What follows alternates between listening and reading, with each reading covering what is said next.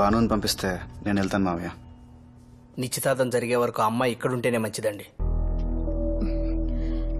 మధ్యాహ్నం పంపిస్తాను, వాడిని వెళ్ళమని చెప్పండి. ఏయ్ నూరా, మన ఇంట్లో లైట్లు బాగా కనిపించాలంటే పక్కింట్లో దీపాలు ఆర్పేయకూడదు మావయ్య. పంపిస్తారా? తీసుకెళ్ళనా? నువ్వు ఆగరా, నేను బాలుని తీసుకొస్తాను, ఉండు. బాను రామా, రా, తీసుకెళ్ళరా. పద బాను. ఏంట్రా?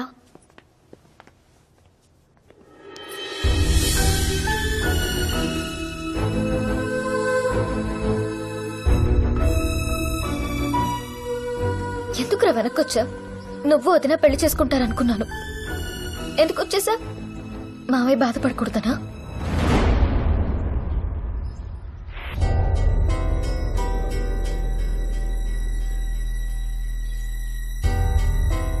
మావయ్య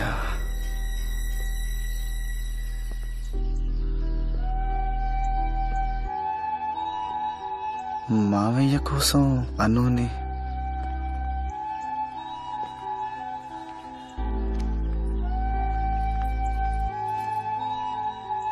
ఏంట్రా?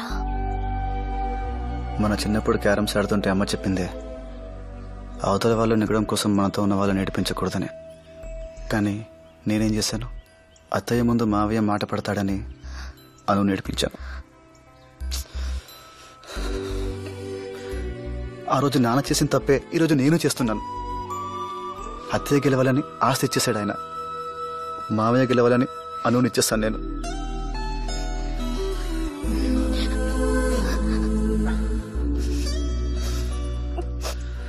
మన ఆనందం మన గెలుపులోనే వెతుక్కోవాలి, అవతల వాళ్ళ గెలుపులో కాదు. Thanks Banu, thanks. ఒక్క నిమిషం బాను.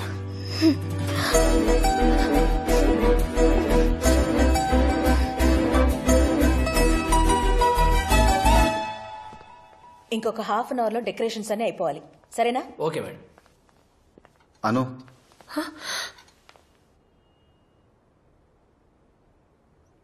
ఒక్కసారి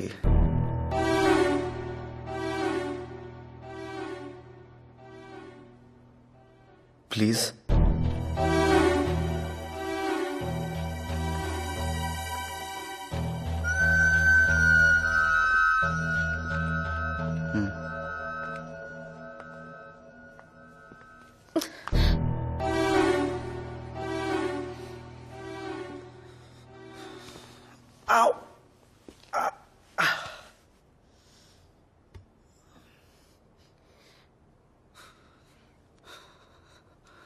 నువ్వు ఒక్క రోజంటే 1,00,000 ఖర్చయింది నాకు.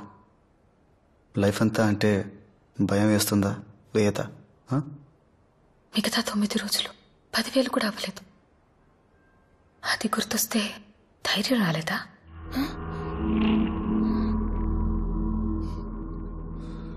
నువ్వు అడిగినవన్నీ నేను ఇవ్వలేకపోవచ్చు. ఇవ్వద్దు. టీవీ ఏసీ అడిగాను, టీవీ ఇచ్చావు. ఏసీ బదులు తాడు కర్ర ఇచ్చావు.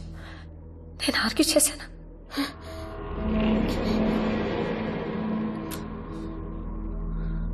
నా కోపం వస్తే ఏం చేస్తానో నాకే తెలీదు.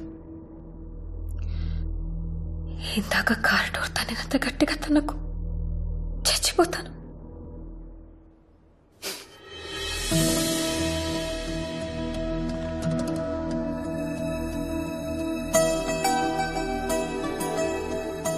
ఆ రోజు స్టేషన్లో ఇచ్చినట్టు షేక్ హ్యాండ్ వచ్చి వదిలేయావు కదా.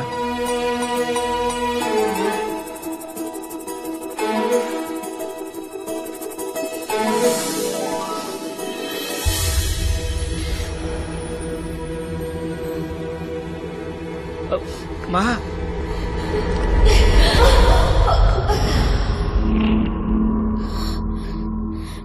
ఏం చేసావురా దీన్ని? ఏం మత్తు చల్లా?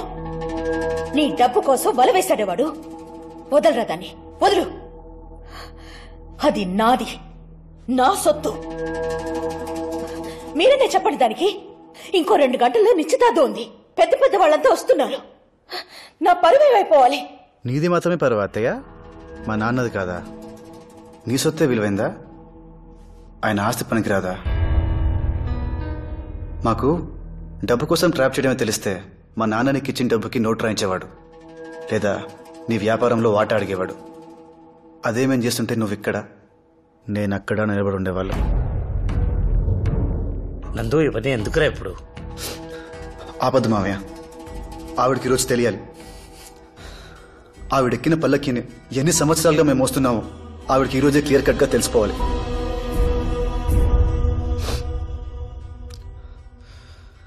అతయ్య, నీకు 4 మాట చెప్తాను, బాగా గుర్తుపెట్టుకో. మా నాన్న సమాధిపై కట్టిన కోట నీ ఇల్లు, అతని ప్రాణాలతో వాడిన ఆట నీ పెట్టుబడి, అతని ప్రేమ నీకు పిచ్చి, అతని బంధం నీకు వ్యాపారం, అతని పరువు నీకు వెంట్రుక. మనం పైకి ఏది విసిరితే రెట్టింపు స్పీడ్తో అదే కిందికి వస్తుంది. పువ్వు విసిరితే పువ్వే, రాయి విసిరితే రాయే. నువ్వు మా నాన్నని పైకి విసిరావు, వెనక్కి నేను వచ్చాను రెట్టింపు స్పీడ్తో.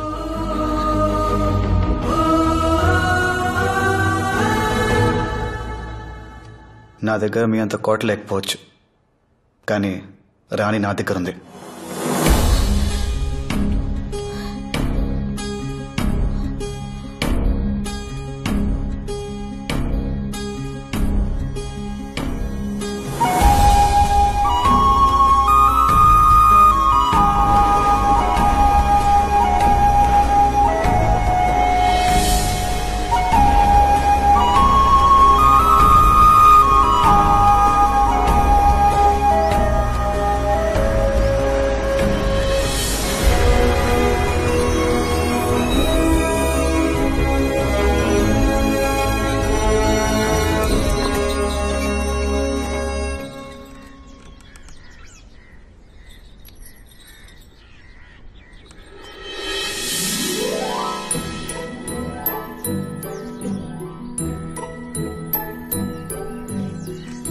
మమ్మీ,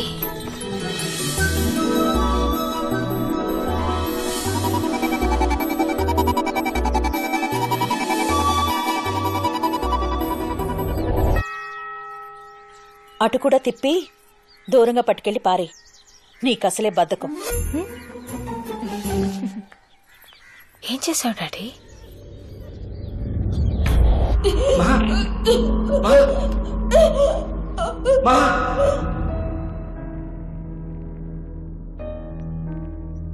వాడెన్ని మాటలన్నాడో చూసారా? అంత విషయం మనసులో పెట్టుకుని దాన్ని బాగా ఎలా చూసుకుంటాడండి. నాకు భయంగా ఉంది. మా అన్నయ్య అంటే నాకు మాత్రం ప్రేమ లేదా? నేను తప్పు చేశాను, వాళ్ళు మాత్రం నేను తీసుకెళ్లిన డబ్బులే నాకు ముష్టి పారేసినట్టు పారేశారు. కనీసం లోపలికి రమ్మని కూడా అనలేదు మా వదిన.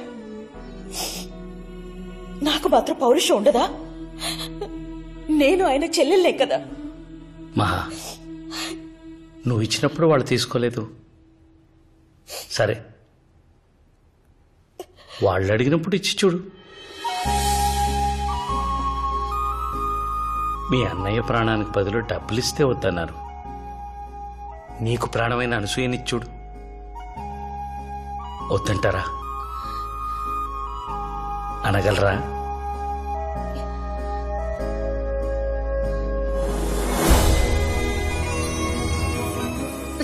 నువ్వు భలే కిలాడి డాడీ. Love you.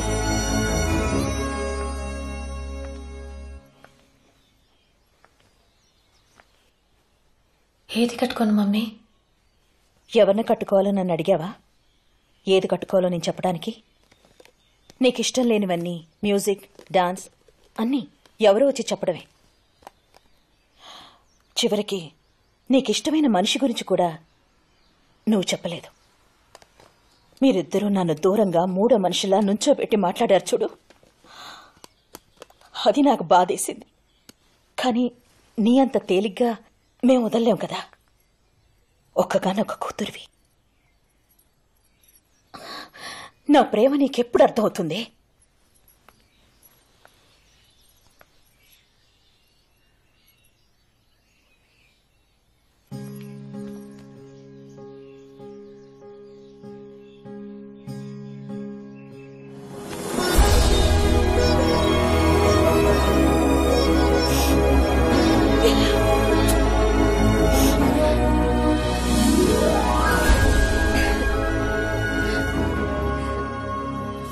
అత్తయ్య వాళ్ళు ఇంటి లోపలికి రావడం నీకేమన్నా ఇబ్బంది? మీ నాన్న పోయి నేను ఏడుస్తుంటే మీ అత్తయ్య డబ్బులు తీసుకొచ్చింది. దానికి బదులు నా కన్నీళ్లు తుడవడానికి తన చీర కొంగిచ్చుంటే ఆ రోజే నేను తన లోపలికి తీసుకొచ్చేదాన్ని. అనుని తీసుకొచ్చి తప్పు చేశాను అమ్మా. ధైర్యం చేశావు అమ్మా. అసలే అది చాలా మంచి పిల్ల. నువ్వెక్కువగా ఆలోచించి దాన్ని ఏడిపించుకో.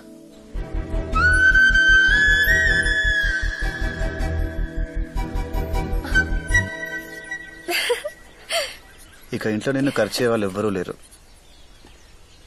నేను తప్ప.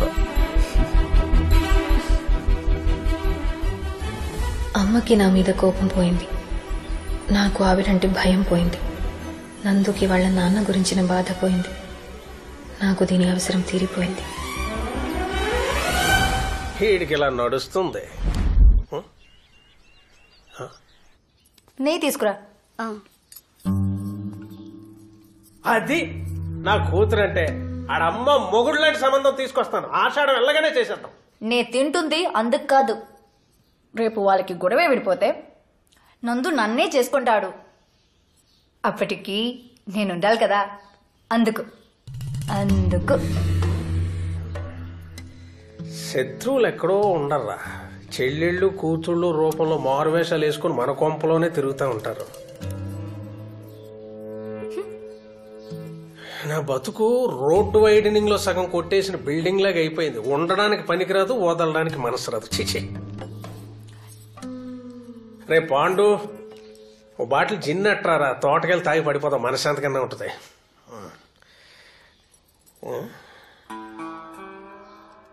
మందైనా పట్టమంటారా? మనశాంతిగా ఉంటది. ఈ రెండో ఈడికి వినపడదు.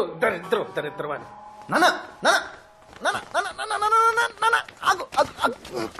ఆడి పెళ్లి అయిపోయినట్టునా? ఏ శోభనం కూడా అవ్వాలా? అది కదన్నా, వాడి చెల్లి సంబంధం ఆడటానికి ఊరి పొలిమేరలోకి ఒక్క కారు కూడా రానించుడు.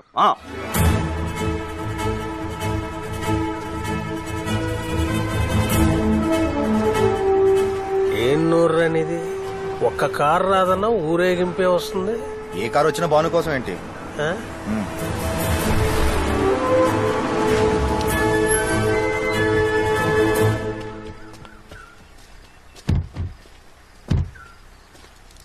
ఎవడరా దారా అన్న? ఆనంద్ విహారీ. అంత అక్కర్లేదు, సగం చాలు. ఆనంద్ అంట. వాడి ఇల్లు ఎక్కడా? ఊళ్ళో పందిళ్ళేసి ఉప్మా ఎడుతున్నారు. వెళ్ళండి, తేలిగ్గానే కనపడుతుంది. రండి. సంబంధం అడగడానికి ఇన్ని కార్లు వేసుకొచ్చారేటి? ఉత్తచలు తెలితే బాగుండదని కొంచెం బంగారం, కొన్ని డైమండ్లు తీసుకెళ్తున్నాం. అంటే ముందు రాడ్లు, వెనక గాడ్లు. అయినా మా డబ్బులు కష్టాలు మీకు ఏం తెలుసండి?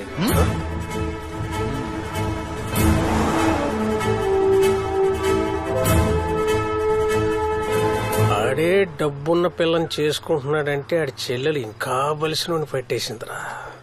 వాడు అర్థమైందా? ఏంటన్నా? ఆడి లవ్ ప్రాక్టీస్ కి వెళ్ళి, ఫైటింగ్ ప్రాక్టీస్ కి నువ్వు, వాళ్ళిద్దరూ లేచిపోయే ప్రాక్టీస్ కి నేను. మన ఫ్యామిలీ ఫోటో నాడు పూజ గదిలో పెట్టుకోవాలరా. ఏమాత్రం విశ్వాసం ఉన్నా. ఇప్పుడు ఏం చేద్దాం మనం? పిసుక్కోవడమే.